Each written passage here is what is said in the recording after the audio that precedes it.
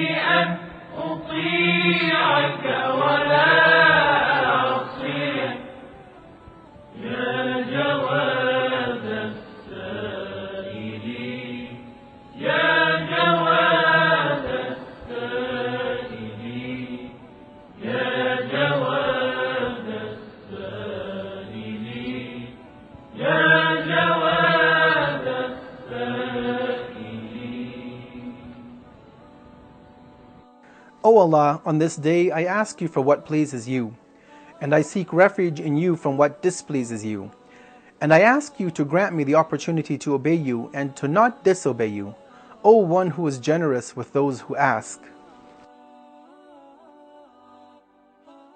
أعوذ بالله من الشيطان الرجيم بسم الله الرحمن الرحيم السلام عليكم ورحمة الله وبركاته. We continue on very fervently and very passionately in this blessed month of Ramadan, and we have now reached the 24th day of this beautiful blessed month. And our topic for today is gaining the pleasure of Allah.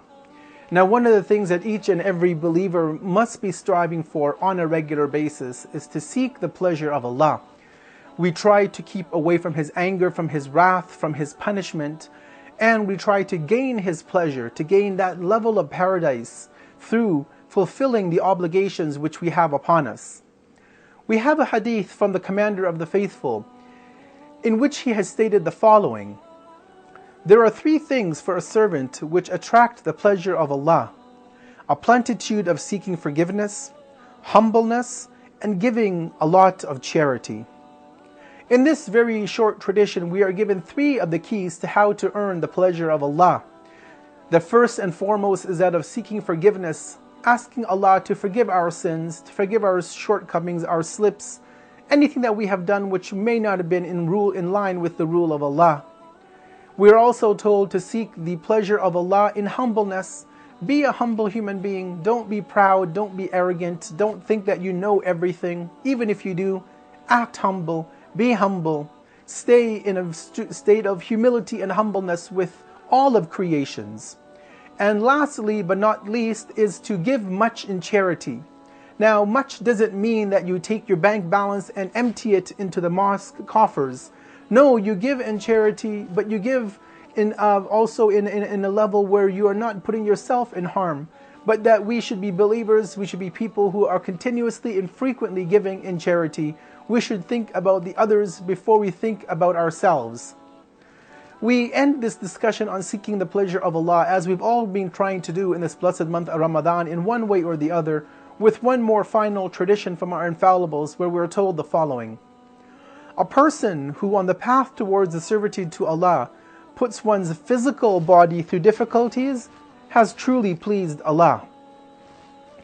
This beautiful tradition can be appreciated when we look at the challenges that we go through in this blessed month of Ramadan. For those who have the ability to fast, you know what challenges your body goes through. You know that you have to wake up in the middle of the night to eat a bit of food to begin the fast. We know that we eat dinner, we break our fast very late at night in many countries around the world. We stand for prayer, we recite the Quran, we recite our supplications, we go through 30, 40, 50-degree heat in a state of fasting. All of this is a way that we hope are earning the pleasure of Allah. Not that Allah needs these acts of worship.